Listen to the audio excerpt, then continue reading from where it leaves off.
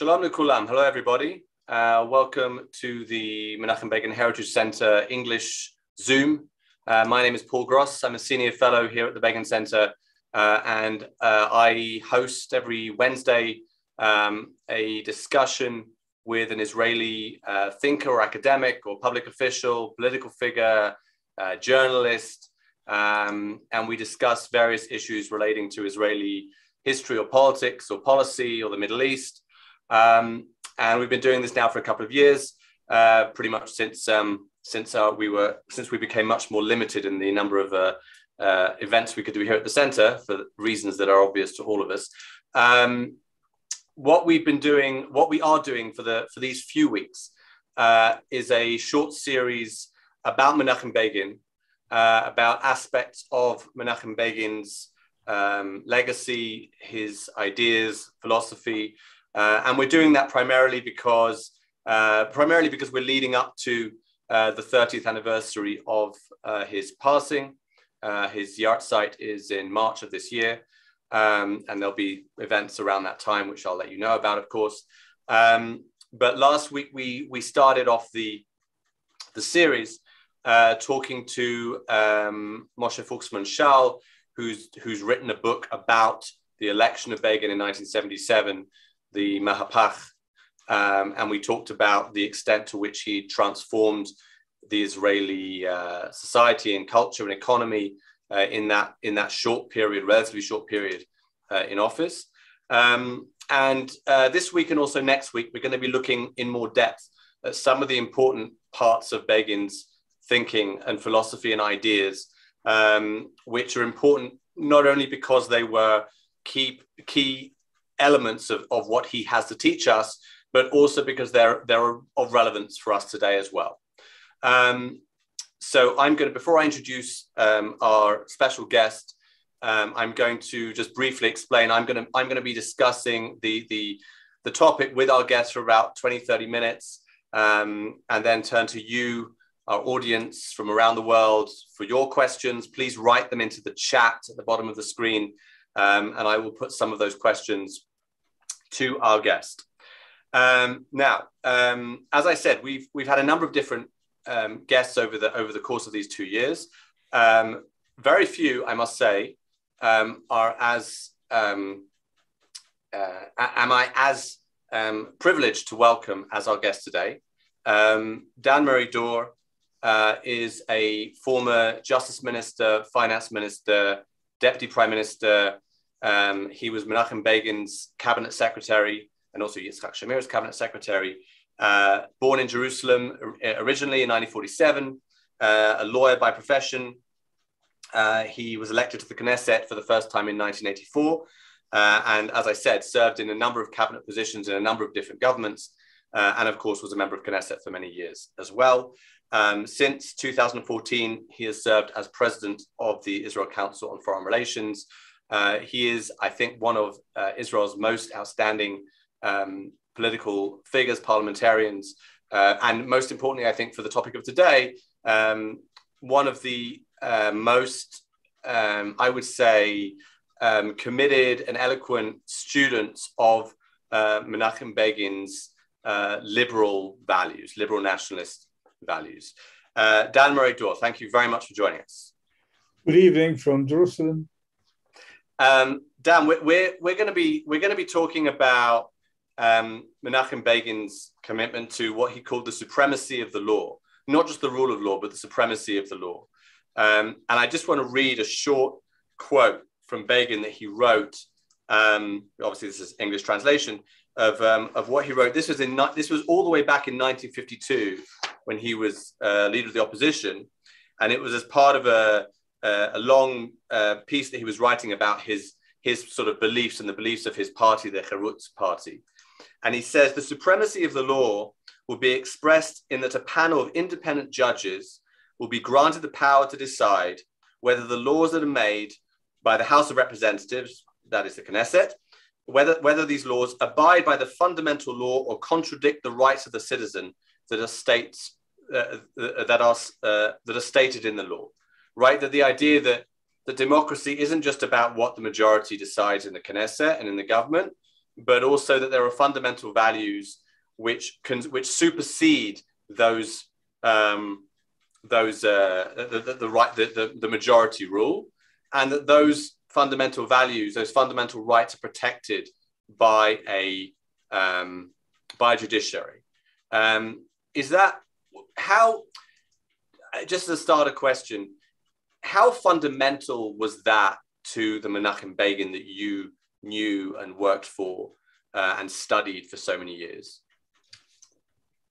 Well, you justly said Menachem Begin saw democracy as a combination of the rule of majority in those issues that the majority has a right to make decisions, and the individual rights or group rights, inalienable rights that the majority cannot take away from them. And the normative statement, which is a very liberal statement, needed to be assisted or substantiated by a institutional arrangement. Who is the body that will protect me or you or somebody else against the rule of majority? It cannot be the Knesset itself, because the Knesset, the majority, cannot protect against the majority. So the idea is that the human rights, to a certain extent, need to be protected against a possible majority, whether the majority is the religious or the secular or the Arab or the Jew or the homosexual or the gay or the women. Every one of us is sometimes majority or minority. We need protection against majority. This is the essence of democracy for him.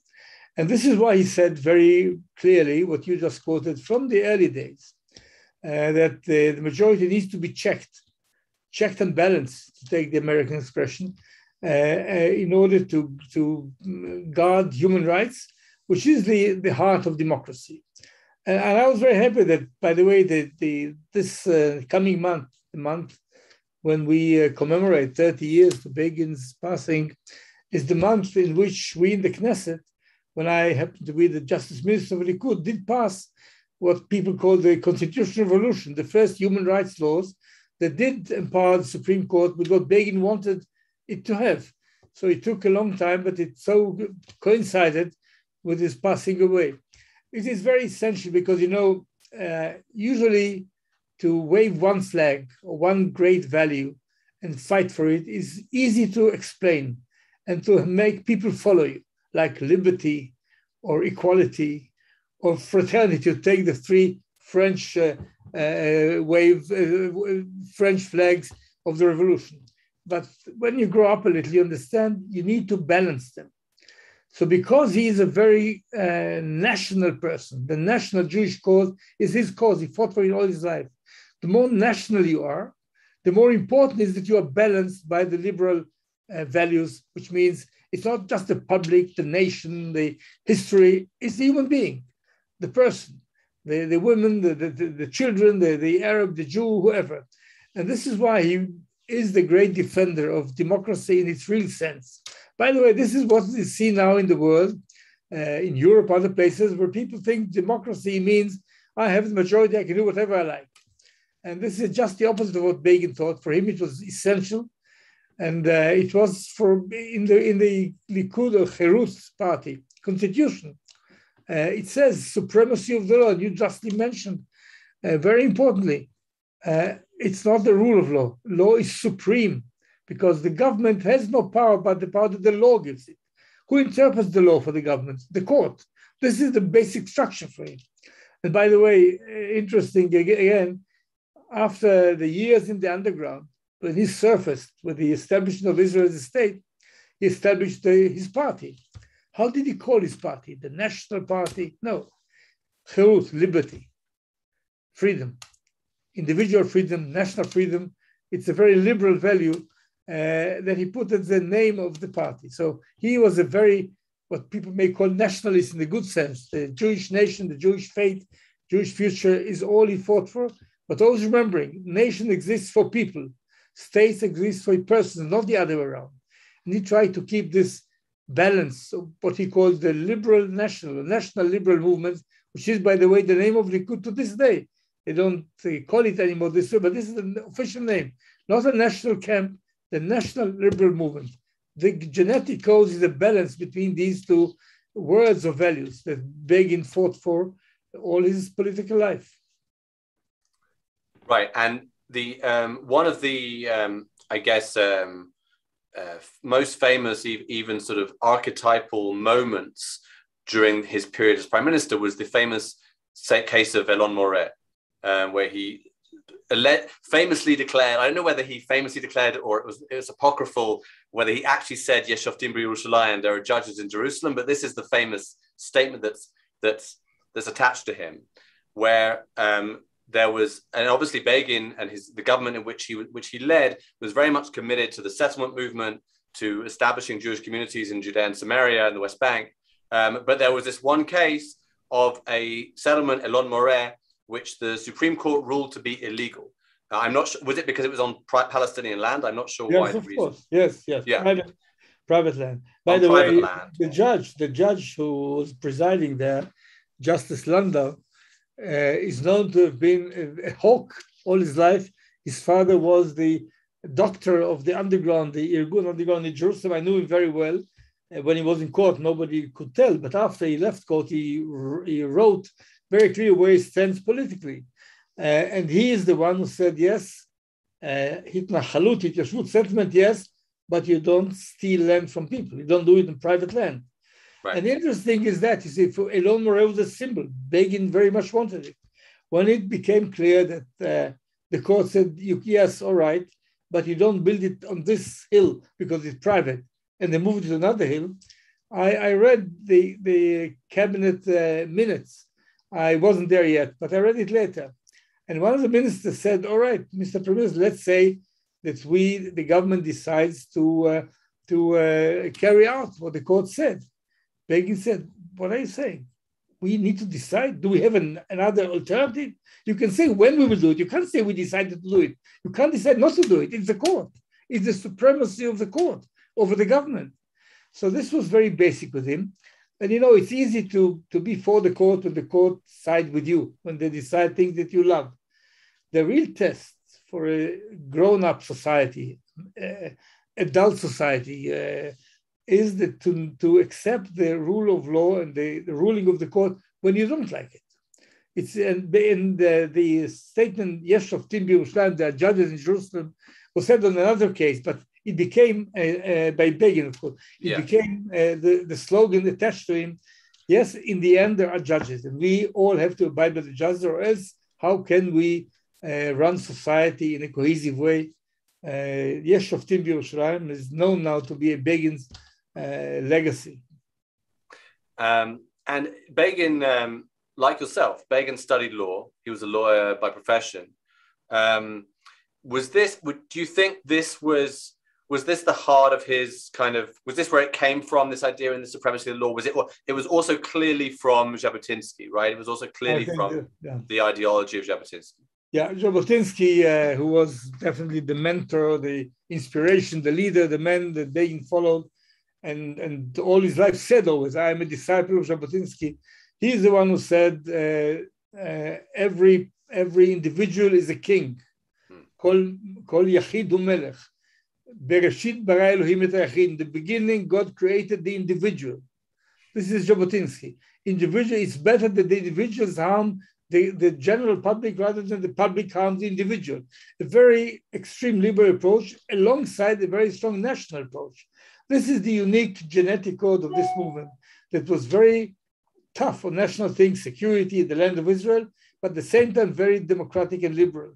I think it came more from this philosophy of Jabotinsky than from the legal studies, as far as I can tell, but I didn't research it in any way. This is my feeling.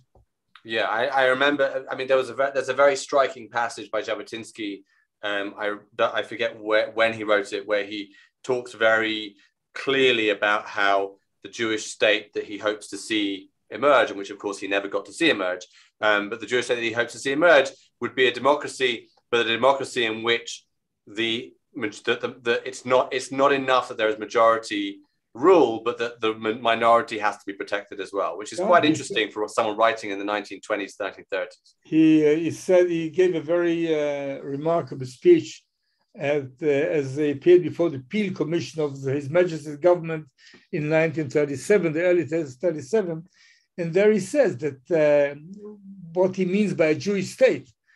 He said, I mean one thing, Jewish majority, I don't need a constitution to include a statement of the Jewish state. The minorities will have rights as we Jews fought for rights. When we were in the exile, we will give rights and protect them for all minorities, full equality. It's Jabotinsky's word in many, many places. And Begin got this without any hesitation. And it's not only Begin, this was the movement. This is in the basic elements and values of the movement was always this. You mentioned, Dan, that you, when you were Justice Minister, you passed these revolutionary or so-called revolutionary basic laws. And for those of you on the call who aren't so familiar with this, of course, Israel doesn't have a constitution. It does have these so-called basic laws that have sort of quasi-constitutional status in Israeli law. And two basic laws that were passed in the 1990s when Dan Meridor, you were Justice Minister, the basic law, human dignity and liberty, basic law, freedom of occupation, and they've been described as the closest Israel has to a Bill of Rights. Can you say something about, was that something that you pushed very much as Justice Minister with sort of, you know, I guess I want to say the spirit of Begin, he was still alive at the time, but the ideas of Begin that you'd grown up with informing your thinking, did it come from the Begin place? Yes, but it was much more general. It was the Likud position. Right. In the Likud platform, for many years, we fought against the Labour who never wanted a constitution because Ben-Gurion didn't want anything to limit him. He thought that he can do better without limits. And the Likud always fought for this. When I became Minister of Justice at the end of 1988, I said openly in the Knesset, we need two basic laws. One is human rights, which we didn't have, and the other is basic law of legislation, how all the normative different phases and so forth. And immediately we sat down to work and we got the war law. We almost passed it. Then the government broke down by Paris. If you remember, the Haredim, the ultra-Orthodox, didn't want us to continue with this because they would not allow equality between men and women, Arab and Jew, gay and straight. They didn't want the laws to pass. So we didn't pass it in full, but with the help of a good friend, Professor Amnon Rubinstein in the opposition, he took my proposal that was almost finished and put it as his own private bill. And in the end of the process, the two bills passed as basic laws. For the first time, Israel has basic laws on human rights, and I'm very proud of it. It's not complete. It's not complete enough. It should be done better. But yes, this was definitely in the spirit of Menachem Begin and the Likud party. By the way, in 1993, a year later, after Begin died, after we went down from the government and Rabin became prime minister, we had a party convention with thousands of delegates. And there is a decision made, the resolution of the convention, being proud of what we have done in the basic laws and promising to continue it. This was the Likud position. Now the Likud says the opposite, but this is already politics. I don't want to go into that now. Sure. So maybe I'll just one more question, I think, and then I'll go to some questions from our audience. And I encourage you all, please, to continue writing in those questions. There's, I think, one of the perhaps this is perhaps what you're saying is maybe surprising to some people who don't know Begin so well, and especially people outside of Israel, and maybe even some inside Israel who are younger.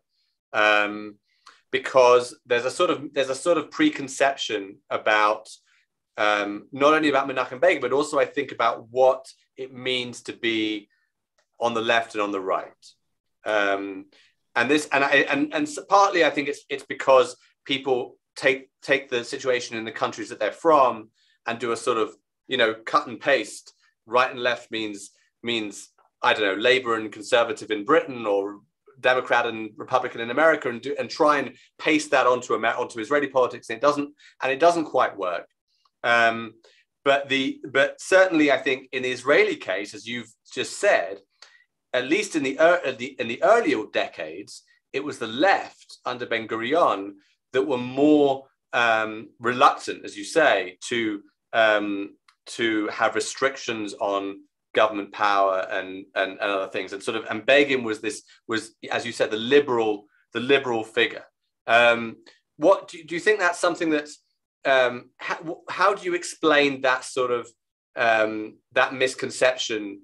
Is it something you feel? I mean, you spent a lot of time, I know, in the United States and elsewhere meeting political figures and Jewish figures. Is that a misconception that you've come across, that you've had to deal with? Yes, of course, with some people. After all, see the Labour Party, Ben Gurion leading, was against it simply because they were the power, they were the government, and they didn't want to be obstructed in what they wanted to do. And this is easy to explain. It's not the right thing to do, but this is very easy to understand. Begin was painted in very dark colors for many years by the Labour as a warmonger who will never make peace, as a dictator, as a fascist, whatnot. All this was, as we say today, fake news. It was never true. But for some people, it took hold of what they thought of Begin. I think it's now not the case anymore. But let me, before you go to the public with the questions, the court is just an institution. It's the values that the court is supposed to protect. By the way, courts do not always do it. The court is very, very conservative. The court in the United States, from the beginning to Lincoln, said that slavery is all right, and blacks can't vote, and women can't vote. So the court is not a guarantee. But if the court is liberal enough, or is democratic enough, then the court is a good guarantee. But it's not just the institution. I'll give you some stories, small stories or incidents about Begin, how liberal he was. When he became prime minister in 1977, he called to his office the head of the security services, Mr. Achituv, and he told him, I forbid any use of force in interrogation. And the man was surprised and no, don't do that. And I can tell you from all prime ministers until that age, he was the first and only one who said this.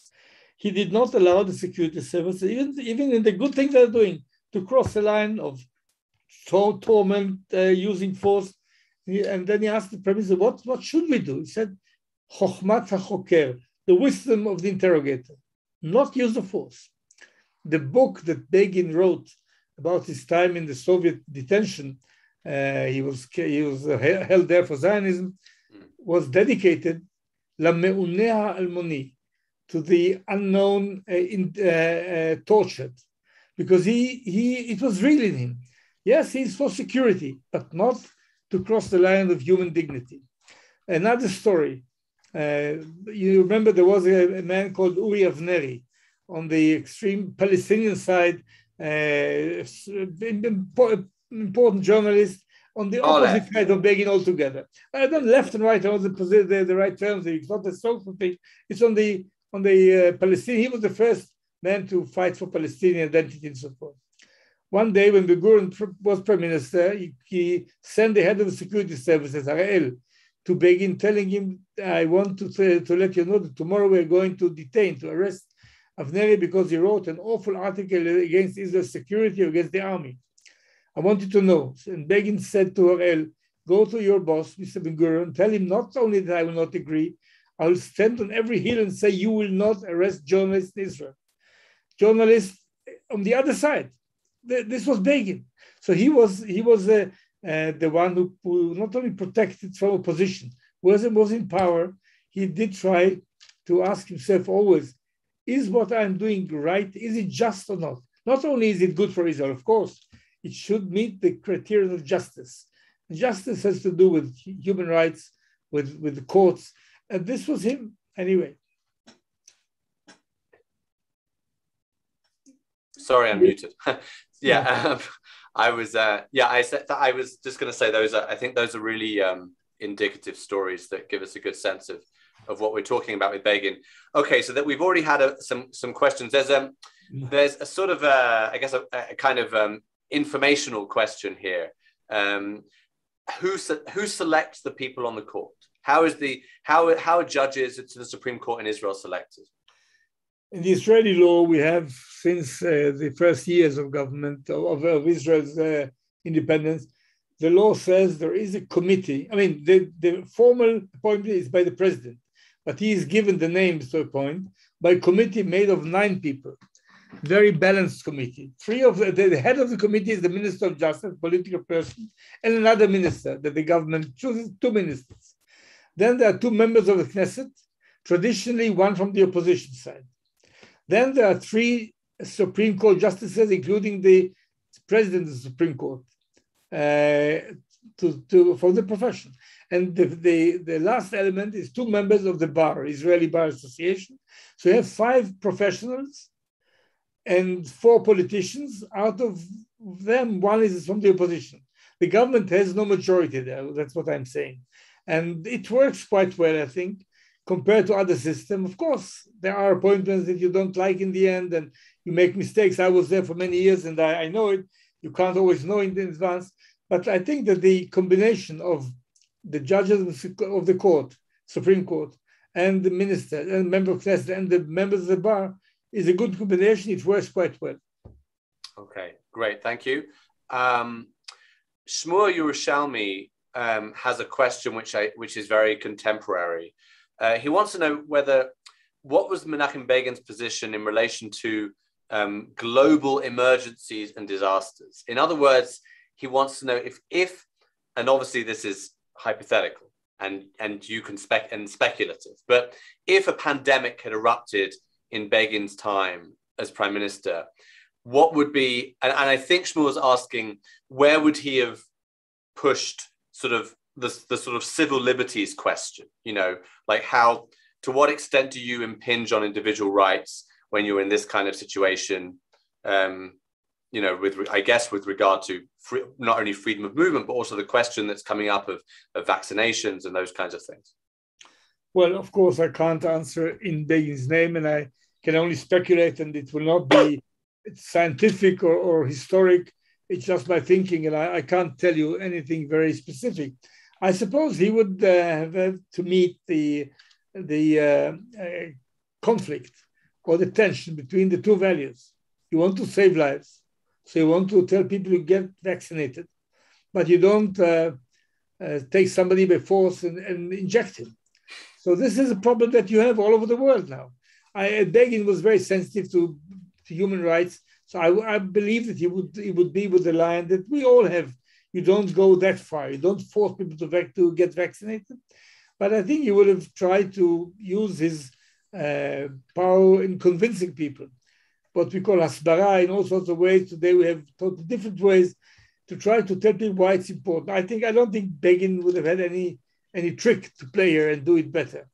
But Begin and the sensitivity to international crisis is interesting in a different way. The first thing he did when he was prime minister, a day or 2 after he became prime minister, well, these were the days that the Vietnam War was, the people in Vietnam were fleeing away from Vietnam, and people were on the ships, and nobody would have had them in the country. And he said he allowed ships of Vietnamese refugees to come to Israel, and they became Israeli citizens because unlike some people who say we don't need any foreigners, we should ourselves of them, he showed the, I would say, Jewish sensitivity of being a refugee. How do you treat refugees? But it's nothing to do with the pandemic. Pandemic is a professional issue, unprecedented and difficult question that the government has to deal with, and they make their mistakes, which I would have made the same, I believe. I hope they will do it the best way they can.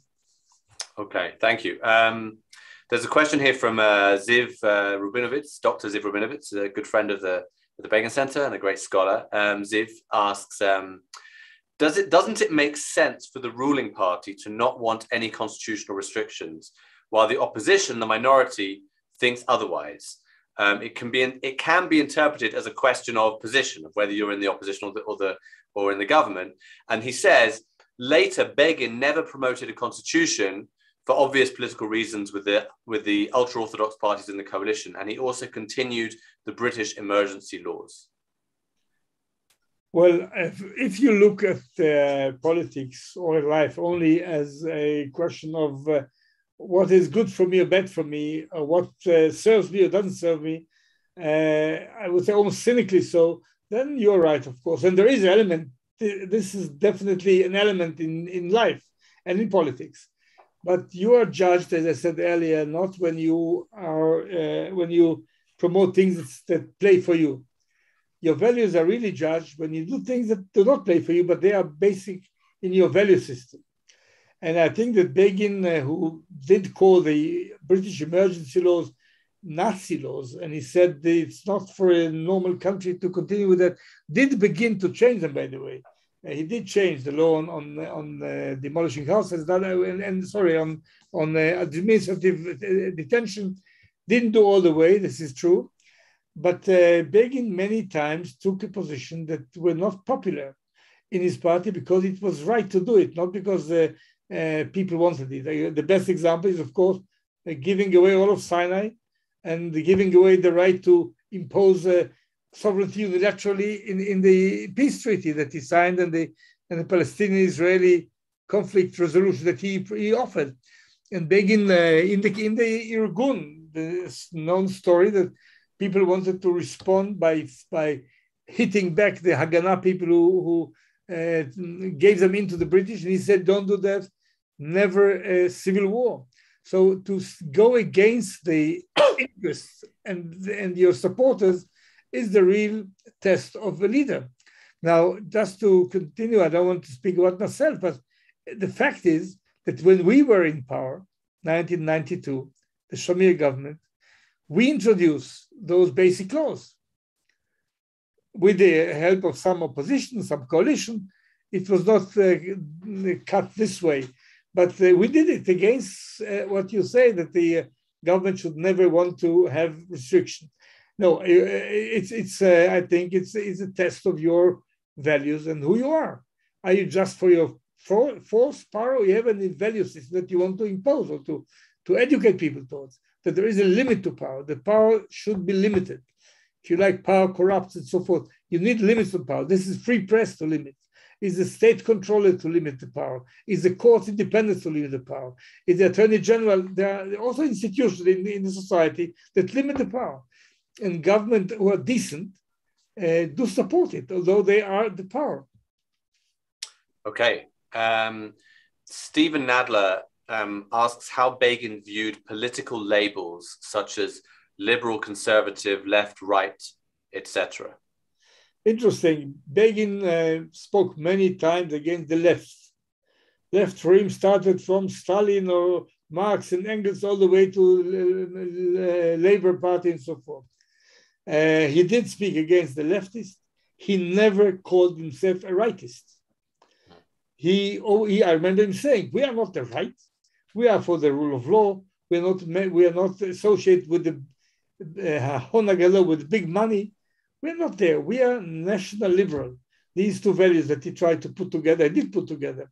So he said, "I'm very national. I'm very liberal." He never put himself on the side of the right in terms of right versus left. He was definitely against the left, and you see it by his positions. The position on human rights, on basic laws, on the constitution, on the power of the press, the freedom of the press, are all what people may call left. He's not a leftist. This is the liberal approach of the 19th century, 20th century. And for him, it was a very valid and important set of values. So he didn't label it as right. He never said it. You can read thousands of articles and speeches and whatnot that he wrote. If you show me one time it said, "We the right," you'll get a prize from it. Okay.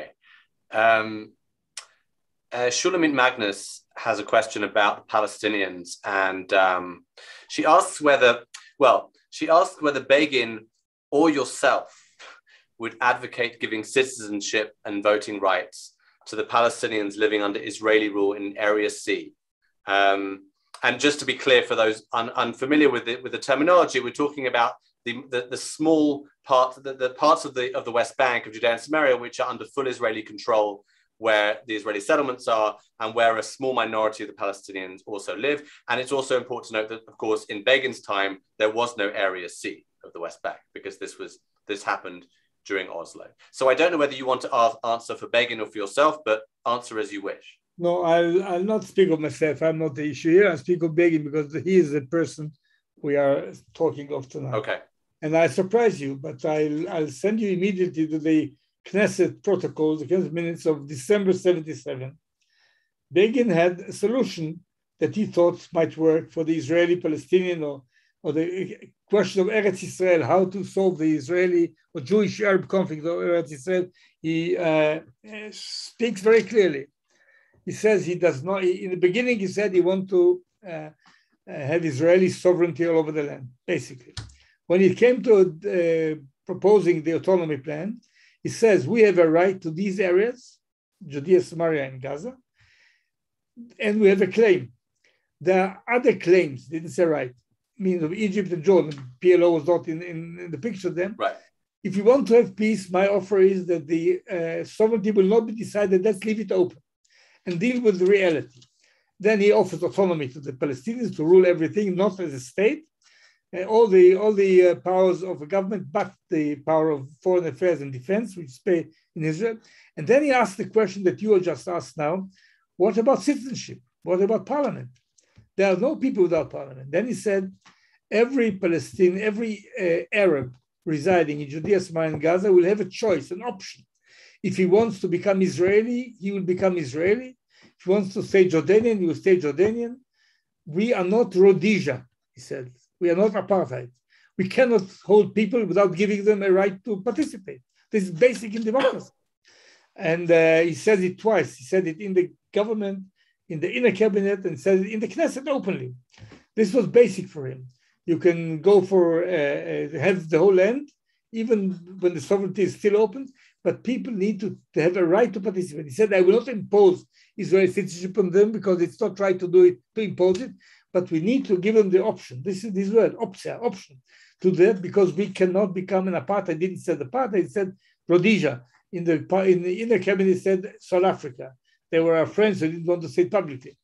But for him, it's basic. You cannot, as a steady state, not interim situation, forget the basic concept, the consent of the governed. You can't have people who don't participate. It's not normal that, say, the city of Hebron will have Mr. Levinger voting and Mr. Jabri not voting forever. As a temporary thing until there's a resolution, yes, but the end, for him, is basic, and the moral issue is deep here. It's not, we will not become racist. He says it openly. So his position was that they'll all have an option. What did he think will happen is a good question. He might have thought, I speculate here, that many of them will want to stay Jordanian and only a few become Israelis. He may have thought even they become Israelis, there will be a big aliyah, we'll have them, because demography is the problem here. And I have to be critical and say there's a problem here. The idea that you'll rule over people without giving them the right to take part in the government is unheard of for Begin. Now, this is a question that is left open, but Begin said the Palestinian government, the administrative government that they are selecting, will have two representatives, one with the Israeli government, one with the Jordanian government, and Israel and Jordan will decide about the laws, that is the parliament. So people who are Israelis, Arabs or Israelis, will vote in the parliament of Israel. Those in Jordan vote in the Jordanian parliament, and then together will decide. So you can't leave people without taking part in the parliamentary situation. So he thought of giving everyone, not only in Area C, which didn't exist, if you want to maintain rule over the whole land, you can't skip the question of majority. It goes back way to Jabotinsky or to Zionism. Zionism wanted always Jewish majority. Why? Only because the assumption was everybody votes. If the Arabs don't vote, we need the majority. But this is South Africa, it's not Zionism. The idea that you keep people without giving them right to vote, and then you'll have a majority because they don't vote, it's not Zionism. It's something very different. I don't want to call it by name.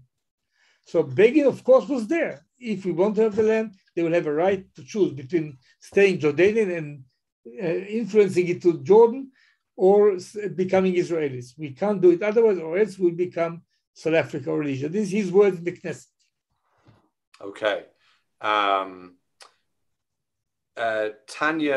Novik asks whether Begin expressed an opinion on non-Orthodox expressions of Judaism.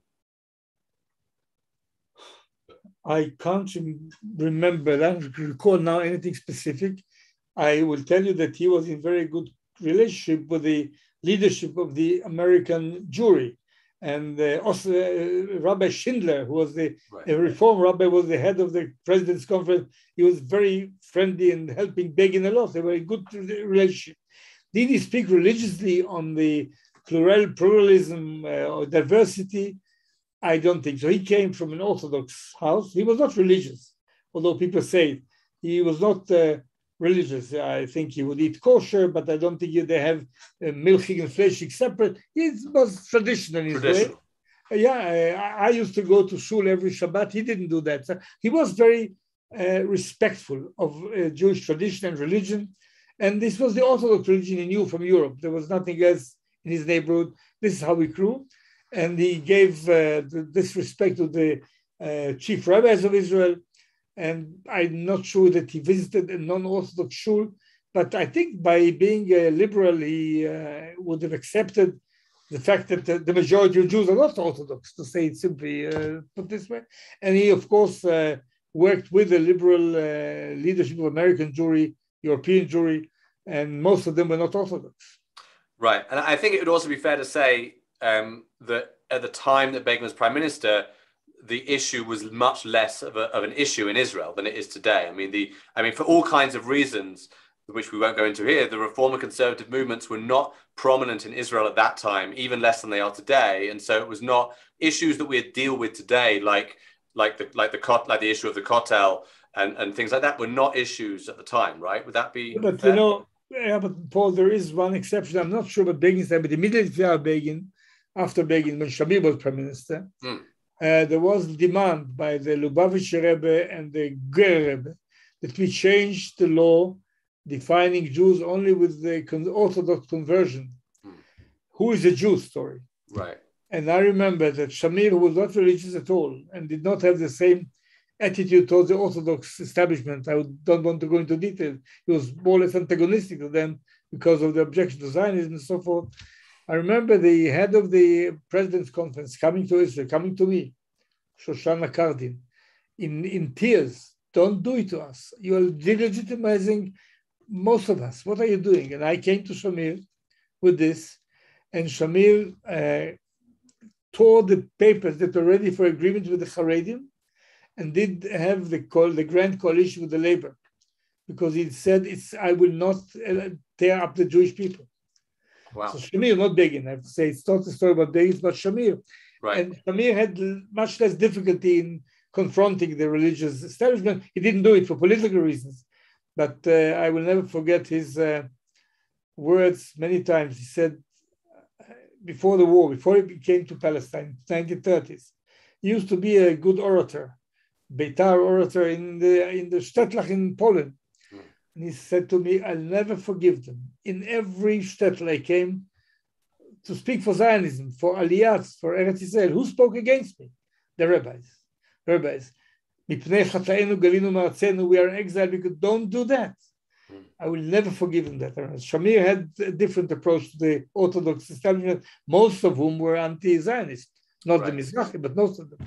And but this is not the issue. On pluralism, I think Begin would have accepted it, but I can't quote anything on this. Sure. Okay, great. There's a question. Okay, I'm going to ask this question, and you can answer it as expansively or as narrowly as you wish, including not answering it if you wish. What would you estimate to be the essential differences between Begin's Cherut, later Likud, and the present Likud? Well, I think one is the opposite of the other, more or less. It's the opposite. First of all, by the way, in a strange way, Netanyahu, and I don't say it against him, was the first Likud leader who said 2 states. Right. For 2 peoples. He was the first who departed from the tradition of the revisionist party against Palestinian states, so forth. But of course, it's not the same thing.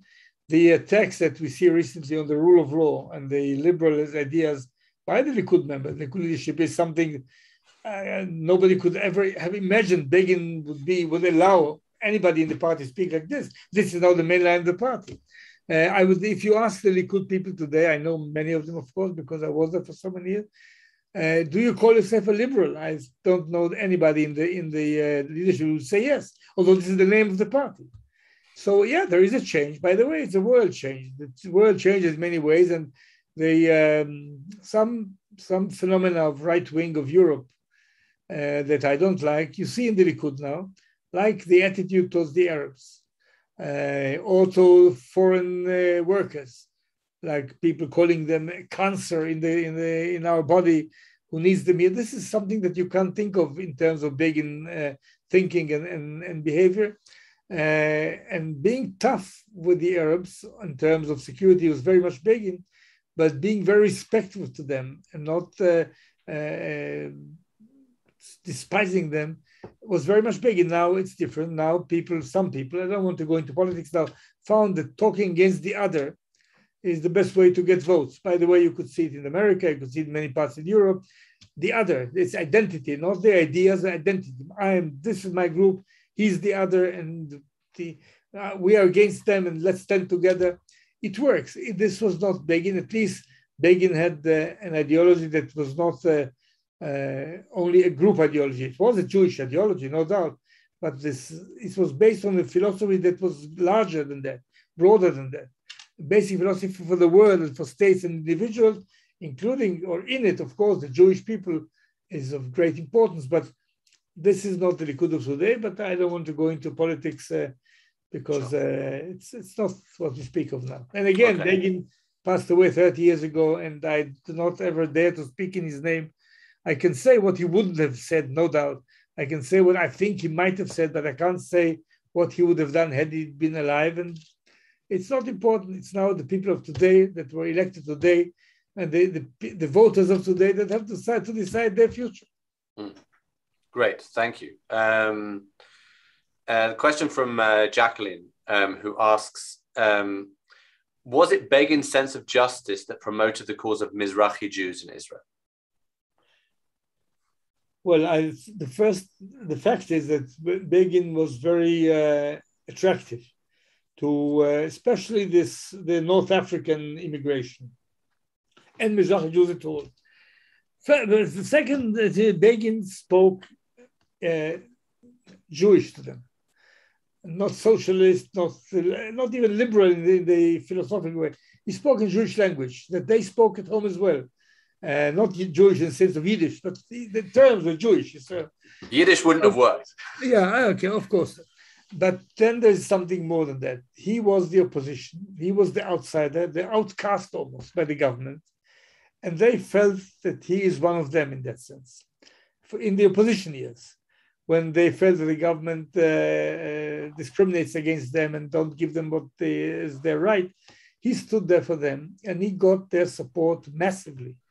Especially again, not all, but in big numbers, the North African Jewry and other Arab countries as well.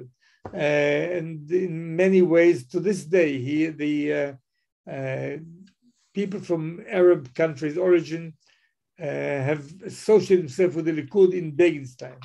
Things have changed along the years. So the Jewish way he approached them, the equal way, and maybe his personal modesty, I'll give you a story, just maybe it's a good one to end with. When Begin resigned in September 83, I was the secretary of the cabinet then. He decided to resign, you remember the story. Then the question was, where will he now live? Where is going to be his apartment? He had an apartment, it was not his, so rented, and they gave it back to the landlord when they left Tel Aviv in 77, and there was no apartment. And the man didn't have one. So I had to look around. It was not my job as secretary of the cabinet. It was very close to Begin, so I did that, to look for an apartment to rent. And we found an apartment in Jerusalem. And if I remember correctly, the agreement that he signed, he paid from his salary every month, I think $600 for the apartment. The man, after 40 years and more of public service, came out with no property at all.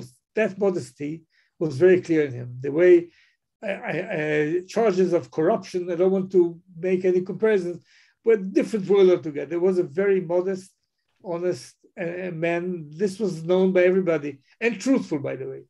Nobody can accuse him of lying to anybody. He was a politician, and he had polemic work. He did it well, and he was very tough on things. But he was honest, decent. He was not rich. I can't say poor, but he was, as I told you, he had no property. I think this is something that appealed to many people too, not only the other things that I mentioned. Okay. So maybe we'll end with this question. So you've already said that you don't really want to speculate on. You don't want to say that what Begin would have said about contemporary issues. There are a couple of things happening now. Let me ask just this one, just because it's something which is quite specific, which is that at the moment there's this talk about having term limits for prime minister in Israel, which has obviously never happened in Israel before, and this is something being pushed by the current government and very much opposed by the opposition that see it with some justification as being connected to the Netanyahu case. Is it something that you think would be part of Begin's? Would it have been opposed by Begin on sort of liberal grounds? Is it something that he might have gone along with in the case where he saw corruption from the other side? Well, if you deal with corruption, I know what his position would have been. Clearly, there's no problem about this. He would say very clear things about power and corruption, what he called protectia, to give things to our people, political appointments. All this is very clear. He spoke against it and acted against it. On the question of limiting the term of prime minister, this is a very unclear question, unclear answer to me, because I don't know any country in the world that does this. We have, when there is a president, a man who is the executive branch, like the American president, then you limit it. They limited after Roosevelt, the story is known. But a cabinet, prime minister is the prime minister, is a prime minister, primus inter one minister. Why a prime minister? Why not foreign minister? He's not the executive branch. He can't decide on his own. He needs a majority in the cabinet. So does he need to be limited? I think it's good that there will be a self-imposed limit. People don't go over too many years because powers tend to corrupt, and we see what happens. And it's not good that one person is too many years at the helm there. But to change the law against a person, this is not a simple question. I know it's offered by the Justice Minister today, Gideon Saar, and I can't say he doesn't have good motives here, but I don't know of any other country who did that in a parliamentary system, not in a direct election system. An open question. What Begin would have said, I can't say. But I don't want to add one thing morally. So one thing I know what he would have said. This to me is one of the great sins of today's leadership. You know, in 1984, in the election of 1984, one man was voted into the Knesset called Meir Kahane. And in the years from 84 to 88, we worked, I was quite instrumental there to collect the material about him, official material, open material, not to allow him to run again because he's a racist. And we did that successfully in 88. Kahane was banned from running to the Knesset. And it was, by the way, Likud Justice Minister Moshe Nissim, the son of the chief rabbi, who introduced the law that said if you incite racism, you can't run to the Knesset. I was then working on this very hard and trying to do the right thing. I remember the words of Begin against Kahane. I don't want to repeat it even now. What I heard from him on Kahane, terms I heard, I never heard him say on any other Jew. Never. This was the opposite of everything he believed in. The idea of the racist idea, in fact, the Jews are above the Arabs, the Jews, the bills that Kahane put to the Knesset, the Jew who has sexual relationship with a non-Jew, he should be 5 years, 3 years, things that we copied almost from the Nuremberg laws, awful things. And the idea that we speak of supremacy of our race, not of the law, is the opposite of Begin. I know what he would have said he would have seen that it could help, and now helps now. People speak this language today in the Knesset. Okay. Well, Dan Meridor, thank you so much for spending this time with us and lending us part of your valuable time to educate us about Begin and the supremacy of law. I think it's really, really important that people understand this part of Begin's thinking, partly because I think it is so often missed and misunderstood and not noted enough when people talk about Begin, because they attach this label right wing to him, and then they make all kinds of assumptions about what that means. And I really think, as you've said, and again, without getting into contemporary politics, clearly these issues are things which are very relevant for us today to think about in Israel and, of course, elsewhere in the world. So thank you, Dan Meridor, very much. Thank you very much. Thank you. And thank you all for joining. I'll be back this time next week. And if you're not on my mailing list and would like to be, you can email me, paulg@begincenter.org.il. And we will be, and I will send you details of all our future events in English. Okay, bye everyone.